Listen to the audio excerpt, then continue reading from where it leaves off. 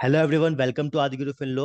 आज की वीडियो में हम डिस्कस करेंगे जीएसटी से रिलेटेड इंपॉर्टेंट चेंजेस के बारे में। बहुत इंपॉर्टेंट चेंजेस हैं। अगस्त की जीएसटीआर 3 फाइल करने से पहले जरूर समझ लीजिएगा, सो दैट कि आप अकॉर्डिंगली कंप्लायंस कंप्लीट कर सकें। सो आज हम दो इंपॉर्टेंट चेंजेस के बारे में डिस्कस करेंगे।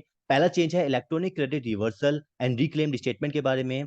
जैसे कि आपको जीएसटी पोर्टल पर क्रेडिट लेजर और कैश लेजर नजर आता था, ऐसे एक न्यू स्टेटमेंट नजर आएगी, electronic credit reversal and reclaimed statement. तो डिटेल में डिस्कशन करेंगे इसके बारे में भी हम। सेकंड एक चेंज है, जीएसटी रजिस्ट्रेशन जो एप्लीकेशंस होंगी वो अब मार्क की जा सकती हैं रिस्क पैरामीटर्स के बेसिस पर बायोमेट्रिक बेस्ड आधार ऑथेंटिकेशन के लिए। तो इसके ऊपर भी एक जीएसटी एडवाइजरी आई है, इसको भी हम समझेंगे कि क्या करना होगा इसके बारे में हमें। सबसे पहले चलते हैं पहले पॉइंट पर, electronic credit reversal and reclaimed statement. इसके लिए हमें जीएसटीआर 3B को समझना होगा पहले।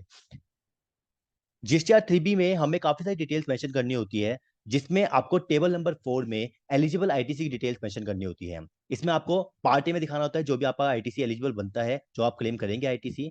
पार्ट बी में दिखाना तो आईटीसी रिवर्सल। इसके दो पार्ट्स होते हैं। एक होता है पहला पार्ट होता है जिसमें परमानेंट नेचर का आईटीसी रिवर्सल होता है, जो आप आईटीसी रिवर्स कर देंगे लेकिन फ्यूचर में क्लेम नहीं करने वाले।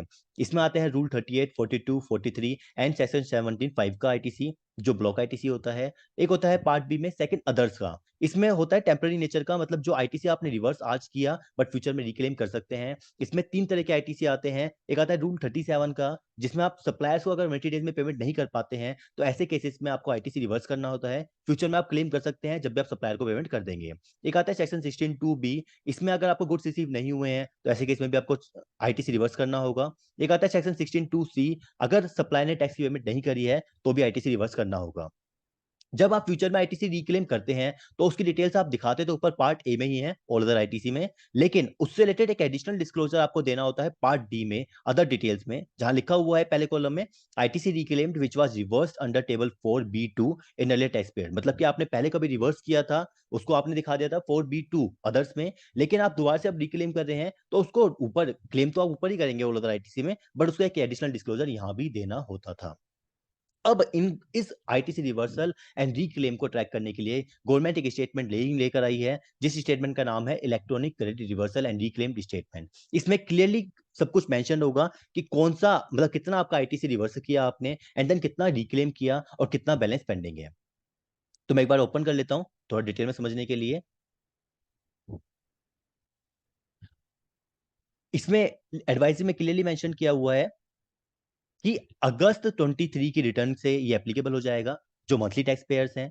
और जो क्वार्टरली टैक्स पेयर्स हैं उनके लिए जुलाई से लेकर सितंबर तक के पीरियड के लिए मेंशन होगा। मतलब कि आप जब अगस्त की रिटर्न भरेंगे उसमें आपको अगर कोई ऐसा आईटीसी रिवर्सल है तो क्लियरली डिस्क्लोज करना होगा। अगर आप क्लियरली डिस्क्लोज नहीं करते हैं, उसमें आईटीसी रिवर्सल में क्लियरली मेंशन नहीं करते हैं, तो वो आपका उस स्टेटमेंट में नहीं ऑटोफिल होगा, जिस वजह से आप जब फ्यूचर में रिक्लेम करेंगे तो आपको एक वार्निंग मैसेज आ सकता है। ऐसे में आपको हो सकता है नोटिस भी आए फ्यूचर में कि आपने एक्स्ट्रा रिक्लेम कर लिया है।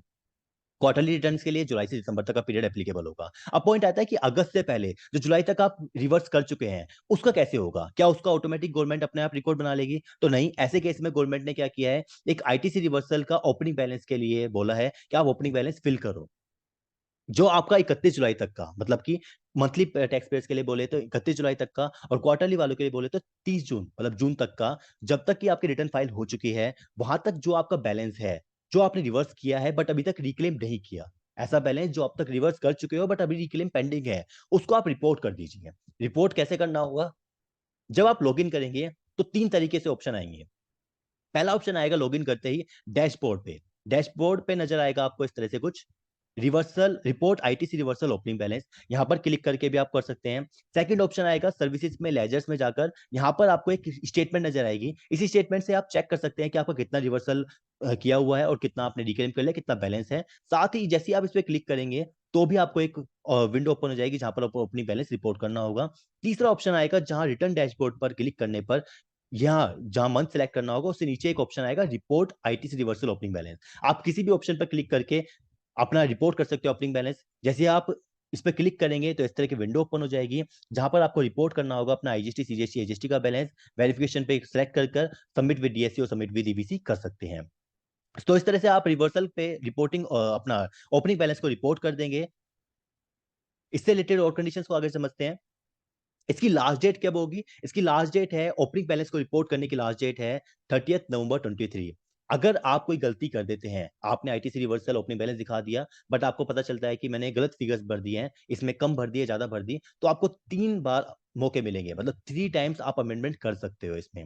अमेंडमेंट करने की लास्ट डेट क्या होगी? 31 दिसंबर 2023। मतलब कि जो फ्रेश क्लेम है वो तो रिवर्सल है, वो तो 30 नवंबर तक दिखा सकते हो, लेकिन आपको अगर कोई अमेंडमेंट करनी पड़े तो वो 31 दिसंबर तक आप अमेंडमेंट कर सकते हो इजिली। अब पॉइंट आता है कि किसी का अगर पुराना कोई रिवर्सल नहीं है, उस केस में कैसे करना होगा? अगर उसका जीरो बैलेंस है तो उसको ये फिल करने की जरूरत नहीं है। अब पॉइंट आता है कि जिसने सही रिटर्न भरी है, कई सारे टैक्स पेयर्स ऐसे हैं जिसने सही रिटर्न भरी है, सही से कॉलम में रिपोर्ट किया था, क्या उनको भी ये ओपनिंग बैलेंस फिल करना होगा? जी हाँ, बिल्कुल फिल करना होगा। अगर आपको कोई ओपनिंग बैलेंस है तो आप जरूर इसको फिल कीजिए, अदरवाइज गवर्नमेंट इसको ऑटोमेटिकली जीरो मेंशन कर लेगी। और जब आप दोबारा से रिवर्स रिक्लेम करेंगे तो उस टाइम पर आपको एक वैलिडेशन मैकेनिज्म के थ्रू एक एरर शो हो सकती है, एक वार्निंग मैसेज आ सकता है। तो बिल्कुल अगस्त 23 से आपको ध्यान रखना है, ताकि किसी भी तरह की कोई एरर ना हो और कंप्लायंस कंप्लीट हो सके। सेकंड चलते हैं हम सेकंड चेंज की तरफ चलते हैं, जो था जीएसटी रजिस्ट्रेशन कराते वक्त जो एप्लीकेशन मार्क हो सकती है बायोमेट्रिक बेस्ड आधार ऑथेंटिकेशन के लिए। तो वो क्या चीज है, वो समझ लेते हैं एक बार। ये हमारे को एक एडवाइजरी इशू हुई है जिसमें लिखा हुआ है कि अगर आप आधार ऑथेंटिकेशन के लिए ऑप्शन को चूज करते हैं, उस केस में रिस्क पैरामीटर के बेसिस पर आपकी एप्लीकेशन बायोमेट्रिक बेस्ड ऑथेंटिकेशन के लिए मार्क की जा सकती है, जहां पर एप्लीकेंट को अपना फोटोग्राफ्स वगैरह भी देने होंगे।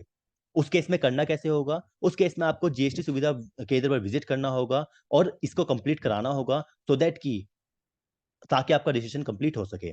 ये ऑलरेडी लॉन्च हो चुका है 30 अगस्त 2023 से। पायलट फेज पर हुआ है, सिर्फ पौंडीचेरी में एप्लीकेबल हुआ है अभी तक, बाकी स्टेट में भी धीरे धीरे आ जाएगा। कैसे दिखाई देगा वो दिखाया तो एक बार आपको मैं। जब आप जीएसटी रजिस्ट्रेशन करेंगे तो उसमें इस तरह से कुछ एप्लीकेशन मार्क हो जाएगी, पेंडिंग फॉर बायोमेट्रिक ऑथेंटिकेशन, जिसमें आपको 15 डेज के अंदर अंदर जीएसटी सुविधा केंद्र पर जाकर अपना बायोमेट्रिक ऑथेंटिकेशन कंप्लीट कराना होगा, ताकि आपका रजिस्ट्रेशन प्रोसेस कंप्लीट हो सके।